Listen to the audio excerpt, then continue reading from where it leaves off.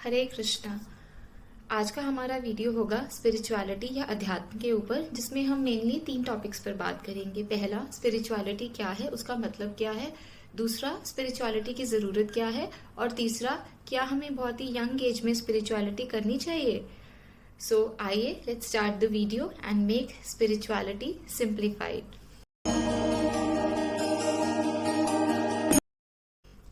Welcome all of you to your own YouTube channel. इस channel को बनाने का सिर्फ एक ही मोटिव है कि हमारी आज की जनरेशन या जेन जी के जो भी स्पिरिचुअलिटी से रिलेटेड मिथ्स या मिसकंसेप्शंस हैं उनको क्लियर करना, और दूसरा जो भी गॉड को लेकर या स्पिरिचुअलिटी को लेकर जो कॉन्सेप्ट्स हैं उनको एनालॉजिस के थ्रू थोड़ा सा इजी तरीके से समझाना, so that everybody can connect to their own self and feel the bliss that spirituality has to offer. पहले हम समझते हैं स्पिरिचुअलिटी शब्द का मतलब क्या हुआ। तो स्पिरिचुअलिटी शब्द का जो बेस वर्ड है वो आता है स्पिरिट से, जिसका मतलब हुआ आत्मा। वहीं स्पिरिचुअलिटी का जो हिंदी शब्द है वो 2 शब्दों की संधि से बना है, पहला अध्यय और दूसरा आत्मा, यानी कि आत्मा का अध्ययन करना। आत्मा का अध्ययन करना मतलब अपने कोर को जानना, अपने अंदर को जानना, because we are more than this physical body जो हम आईज से देखते हैं। हमारा जो वैदिक हिंदू कल्चर है उसमें जितने भी स्कूल ऑफ थॉट्स रहे हों, चाहे उनकी फिलॉसफी में बहुत ज़्यादा डिफरेंस रहा हो एंड उनकी डेफिनेशन गॉड को लेकर चाहे कितनी ही डिफरेंट रही हो, लेकिन उन सब का ओपिनियन आत्मा को लेकर यूनाइटेड है। They all believe in the existence of आत्मा और री इनकारनेशन मतलब पुनर्जन्म। तो ये दोनों ही कॉन्सेप्ट हमारे सारे वेद, शास्त्र, उपनिषद, पुराण सब में आपको मिल जाएंगे। जितने भी डिफरेंट आचार्यज हैं, जितने भी डिफरेंट स्कूल ऑफ थॉट्स हैं, उन सबका बिलीफ इन री इनकारनेशन और आत्मा पे कॉमन है। वहीं अगेंस्ट दैट बहुत सारे इब्राहिमिक रिलीजन्स हैं जो इन दोनों की एग्जिस्टेंस पे मानते नहीं हैं, but reincarnation has been scientifically proven. There has been many case studies जो कि कंडक्ट की गई हैं to test about reincarnation and it has been scientifically proven. इनकी फर्दर डिटेल्स हम अपनी अपकमिंग वीडियोस में डिस्कस करेंगे, बट अभी हम इसको बहुत ही बेसिक रखते हैं ताकि हमारे लिए थोड़ा इजी हो समझना। सेकंड, हम बात करते हैं क्या हमें स्पिरिचुअलिटी की जरूरत है। आई थिंक नहीं, क्योंकि हम सबको यही लगता है because we are modern people, we are cool people, we are advanced people. हम तो एडवांस सिविलाइजेशन है, हमारे पास सारी लग्जूरियस थिंग्स है, we have all the luxury that we want. हमें स्पिरिचुअलिटी की भला क्या जरूरत है। स्पिरिचुअलिटी तो इधर it is for older people, और या फिर ये तो पिछड़े हुए सुपरस्टिशियस लोगों का काम है। It is not for us, because कहीं ना कहीं जो हमारी आज की ये मॉडर्न एजुकेशन है, ये मॉडर्निटी के नाम पर अथीज्म को प्रमोट कर रही है। लोगों को आज भगवान की बात करने से फील होता है हम पिछड़े हुए हैं। भगवान की बात वो लोग करते हैं जो सेल्फ डिपेंडेंट नहीं हो सकते, जो खुद से नहीं कुछ कर सकते, वो लोग भगवान पे डिपेंड करते हैं।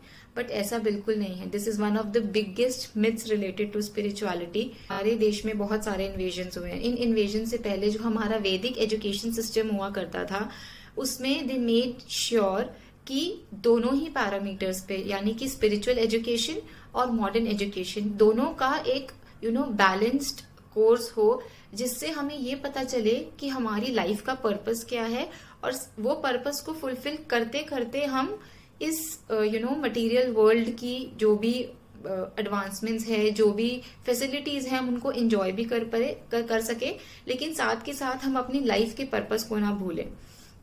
इसको हम एक बहुत छोटी सी एनालॉजी से समझते हैं। सपोज आपकी कंपनी ने आपको एक प्रोजेक्ट के लिए बहुत ही ब्यूटीफुल यूरोपियन कंट्री में भेजा, आई विल से स्विट्जरलैंड, ठीक है। तो आप एक प्रोजेक्ट के पर्पस से वहां पर गए हैं। Obviously it's a very beautiful country, है ना। तो वहां का वहां की जो भी ब्यूटी है, वहां की जो भी फैसिलिटीज हैं, वहां की जो भी लग्जरीज हैं, you will be getting that as a byproduct of you being there for that project. But suppose अगर आप उस project को भूल जाएं and you are just busy with enjoying the beauty and the nature and all the environment around you, और आप वो project कर ही नहीं रहे हैं या आपका उस पर ध्यान ही नहीं है, so do you think you'll be there for very long time, या फिर you would be considered a good employee, or maybe you can even continue your job there? Of course not, right? Because आपका purpose जाने का वहां था अपना काम करना. जो वहां की फैसिलिटीज, लग्जरीज या फिर जो वहां की ब्यूटी है उसको एंजॉय करना वॉज अ बाय प्रोडक्ट, जो वहां होने से आपको ऑलरेडी मिलेगा. बट दैट डजेंट मीन कि आप अपना पर्पस ही भूल जाए. The same concept applies to us. हम यहाँ अर्थ पर आए हैं विद अ पर्पस, लेकिन यहाँ की जो भी फैसिलिटीज हैं, यहाँ के जो भी ऐशो आराम या लग्जरी हमें मिल रही है, that is a by product of us being here. But that doesn't mean कि हम उन मटीरियलिस्टिक चीजों में खुद को इतना एंटांगल कर लें कि हम अपने बेसिक पर्पस को ही भूल जाएं.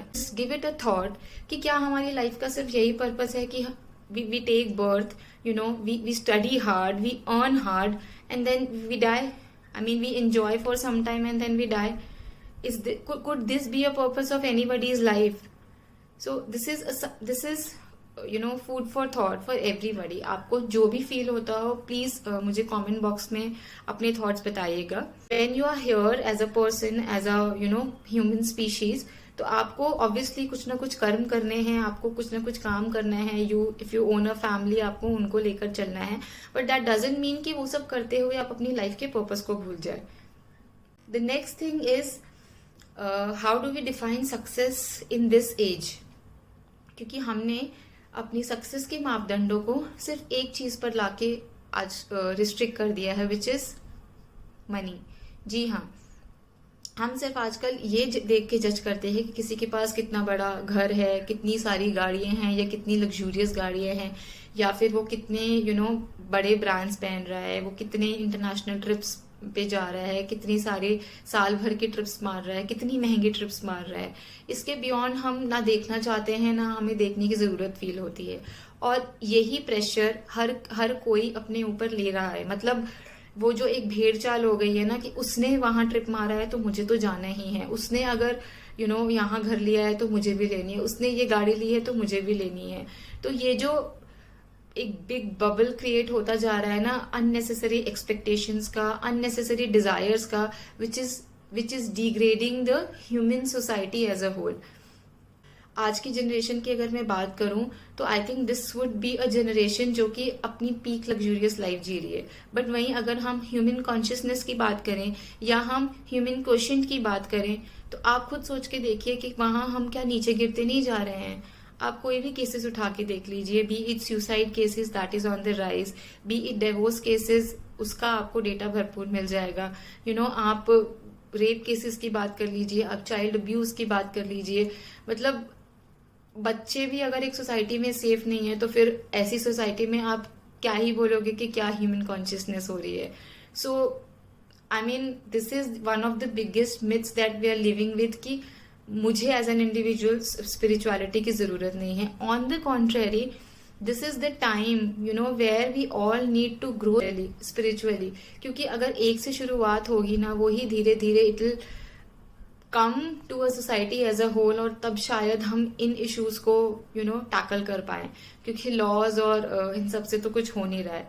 इसलिए नहीं हो रहा है क्योंकि this is all about human consciousness, and spirituality helps you to develop your consciousness.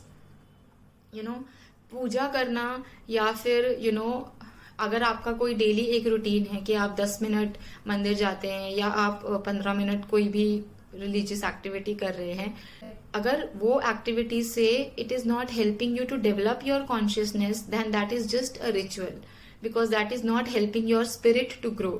So unless that happens, you cannot call it a spiritual experience or a spiritual practice.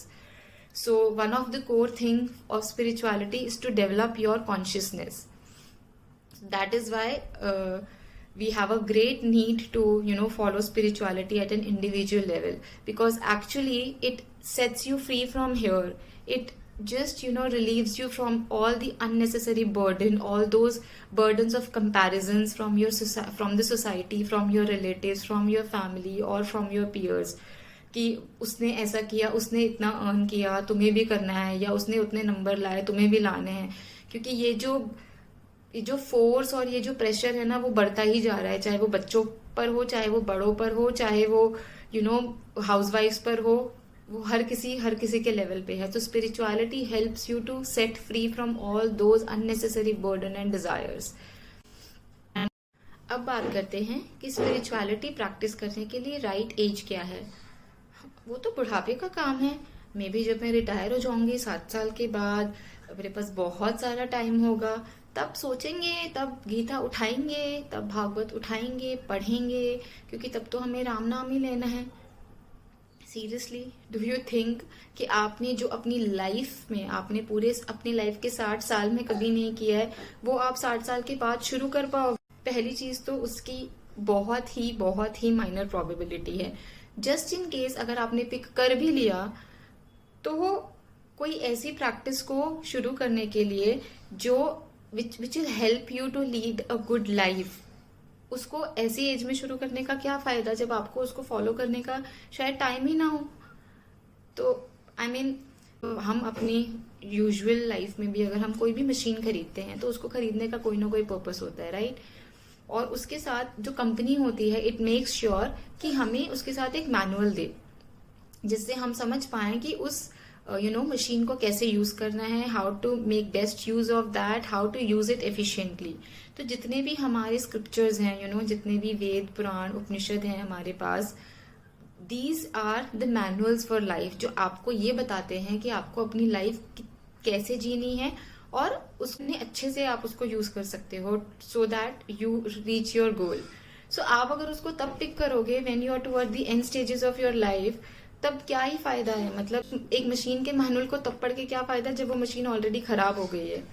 Second point, another point is, does anybody of us know how many years are we going to live?